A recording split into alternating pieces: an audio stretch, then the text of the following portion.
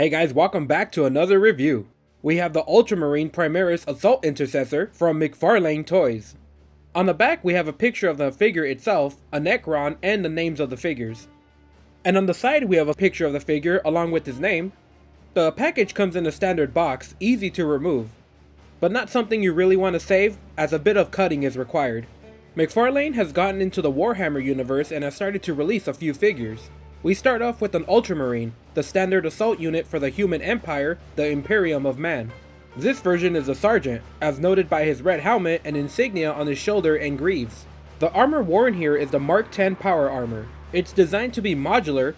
Many different variants of this armor are worn depending on the combat role of the Space Marine. This version is a Tactitious power armor, used by intercessor squads. Let's check out the details. So right off the bat we notice a big red helmet. Like some of you, I wondered why would they release a completely blue and gold figure and then slap on a red helmet? Well, it has to do with the ranks, and the red helmet indicates he's a sergeant. So with that out of the way, we can see small gold details like the tiny skull on the forehead and the tubes going into his helmet. The green eye lenses contrast a lot with the red here and stand out. On the side we can see more of the gold details on the smooth helmet. On the chest plate we have a large golden winged skull as a badge of honor.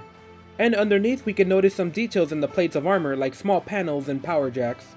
On the back of the figure we have a huge socket for the backpack we will be attaching later on. We have a gold trimmed shoulder pad on the left side. The decals are applied very well and have a clean look. The right shoulder armor has more decals applied, indicating that this is a close support marine of the 4th squad.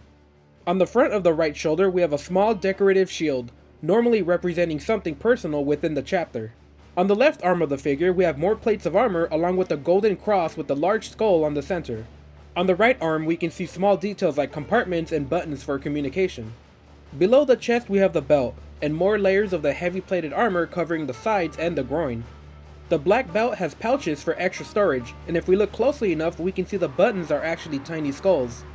The armored legs have an extra layer of plated armor here, along with a few details like compartments and ports for stim injectors. The large greaves protect the knees and shins of the Marine, and also we have decals applied here, the same as the left shoulder. We finish up the figure with the large armored boots. Lots of detail in the sculpt here, and we can even notice the ridges on the sole of the boots. Let's check out the articulation. We have a head that rotates, and can look up and down slightly. The shoulder armor has a ball joint for better arm articulation. Arms that rotate all around, and open and close. A rotate at the bicep, double jointed elbows with a great range, wrists that rotate,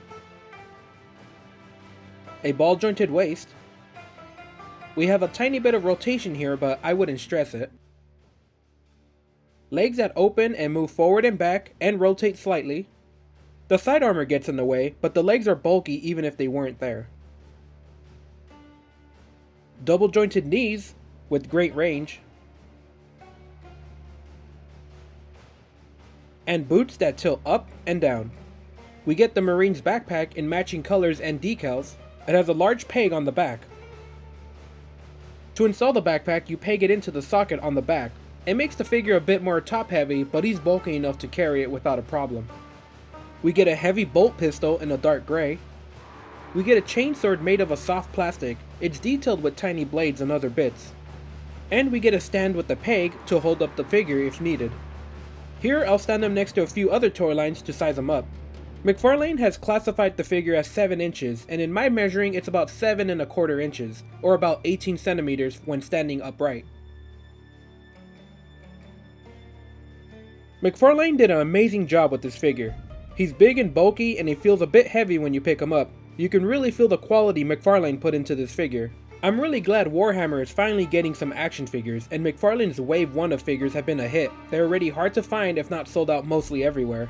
If you're unsure of the quality or the hype of the figure, don't be. It's an extremely solid figure. Accessory wise, a gun, a sword, and a stand is a good start. A lot of these figures are going to be limited to what the lore says they can use, and we're probably going to see a lot more unique weapons in the future when more loadouts get released. The details on the armor is really well done too. The decals are applied with great accuracy and the gold trims are not spilling over or sloppy in any way. Overall, a great start into the Warhammer series from McFarlane. Hopefully we can continue to get high quality releases and expand into more unique figures, more enemies and monsters from the universe. Some of these are hard to find, but there are pre-orders and restocks coming in, so keep your eyes open. Wave 2 should release soon, so don't feel bad about missing out on some Marines, cause we're going to be getting a lot of alternate versions. Definitely worth picking one up. Alright guys, that's it for this review. More reviews are coming up soon, so check out my other videos while you wait.